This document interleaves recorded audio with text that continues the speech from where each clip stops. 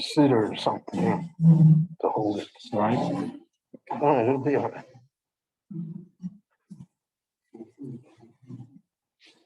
Erev Tov, everyone.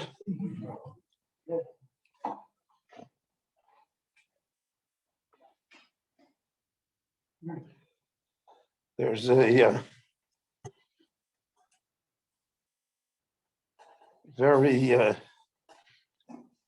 interesting note in the Balaturim in this week's parsha. The Balaturim is a very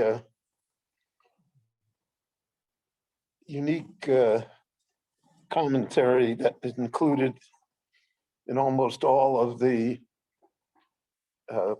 publications regarding the Chumash.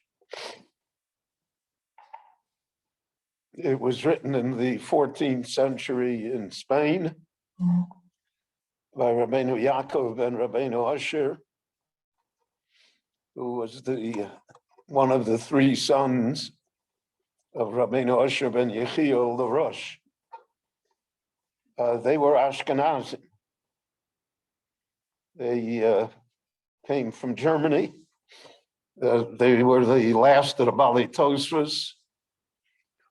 The Rosh was the disciple of the Maram of Rottenburg and Mayor Rottenburg. And when the Maram was arrested and held for ransom, then the Maram refused to be ransomed. And even in his death, he died still as a hostage. He left instructions that the Jewish community should not pay the ransom for his body because of the fact that he said that would only encourage such behavior. And therefore, after he died, for 13 years, he remained unburied. Finally, there was a Jew from Worms that did redeem his body. He's buried in the Jewish cemetery in Mainz. And next to him is buried this Jew that ransomed his body. But the Rosh was aware that he too was in danger, as the same fate would befall him as occurred to his Rebbe. So he moved to Spain. So here you have an Ashkenazi, one of the Bali Tosfos, moving to Spain. The Minig, we have great records of this. In the cities in Spain, the Jewish community had certain takanot. They had certain laws, agreements amongst themselves. And he moved to the city of Toledo. Toledo then was a major city. There was no Madrid yet. And Toledo was like the leading city in Castile. And in Toledo, the takana was that any question in halacha would be decided according to the Rambam. Whatever the Rambam said, that would be the halacha.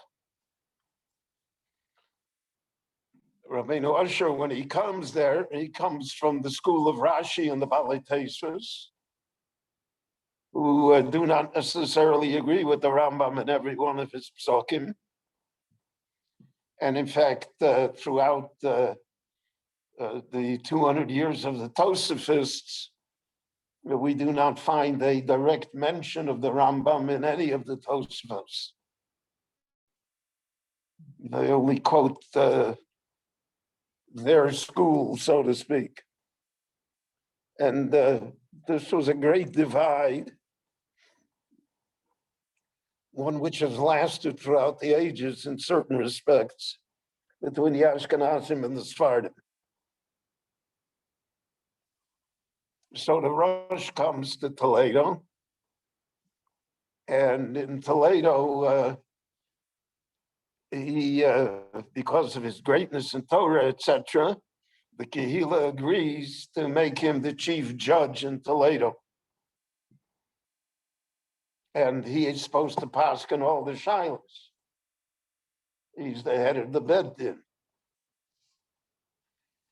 And but they tell him that he is bound by the takana of the Kehillah, that in all questions that are in dispute, he has to adapt and follow the opinion of the Rambam.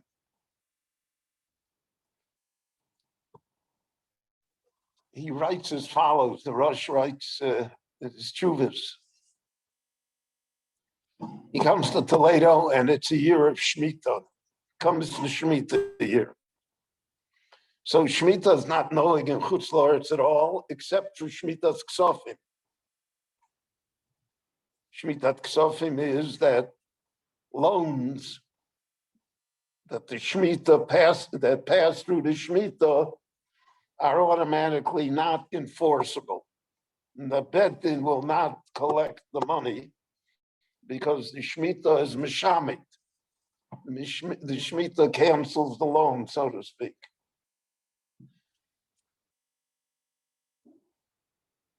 The minig in Toledo was that they did not observe Shemitah Ksofim.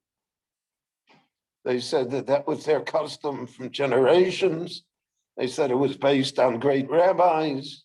The Kehillah never, and therefore all loans that were made were actionable and enforceable by the Beis Din, even if it passed through the Shemitah year.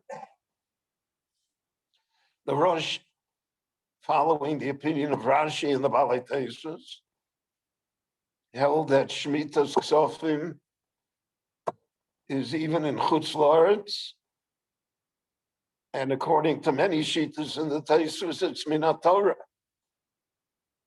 not of the Rabbonim. And therefore, he said that everybody that wants that their loan should be kept alive, so to speak, to be able to be collected, has to write a prusbul, which is the document that the Gemara in Gittin describes for us, in which the loan is transferred to the Beit Din, and it's not a private loan anymore, it's a public loan. And the public loan is not subject to the cancellation of Shemitah, but if the prusbul was not written, so then the loan is canceled. That was the opinion of the Rosh. And he wrote about it, and he says no one listened to him. He was the chief dayan, and he was the great man of halacha and Torah. He says no one listened to him. He said the only people that wrote a prusbul is he wrote and his three sons wrote.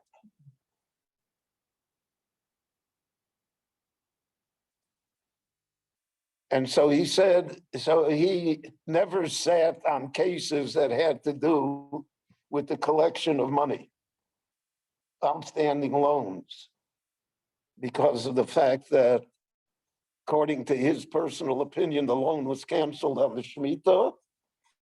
But according to the minig of the Kehillah, the loan was viable, and they enforced it and collected it. So he had three sons. I'm going to get back to the point, don't worry.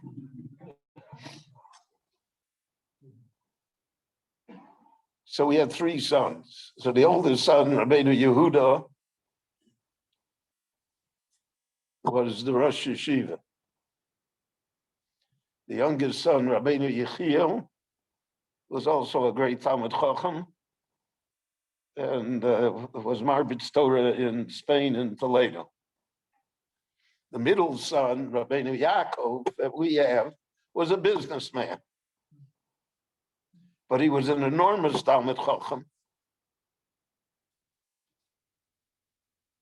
And he wrote the Arboa Turim, the 4 sets of, he took the halacha, the Rambam is the one that organized halacha. So now he organized halacha, but he organized it according to the Ashkenaz. And he made a different division than the Rambam had made. The Rambam had 14 different categories. He lowered it to 4. And the Arboa Turim spread throughout Europe. The Shulchan Aruch is in the same exact, even though the Shulchan Aruch was written by Sephardi, by Rabbi Yosef Karo, it used the format of the Tur. And so he's the Balaturim. The Balaturim is the author of this magnificent organization of halacha that becomes the basis later for the Shulchan Aruch and remains till today. And then it fathered many commentaries. Rabbi Yosef Kara wrote the Beis Yosef on it. The Bach wrote on it.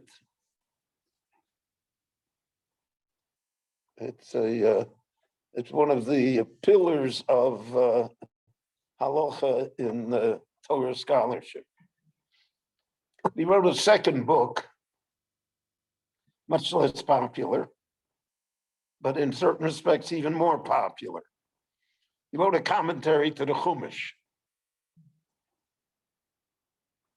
In the commentary to the Chumash, he basically reorganized the ideas and the insights of the Ramban in the Ramban's commentary to Chumash.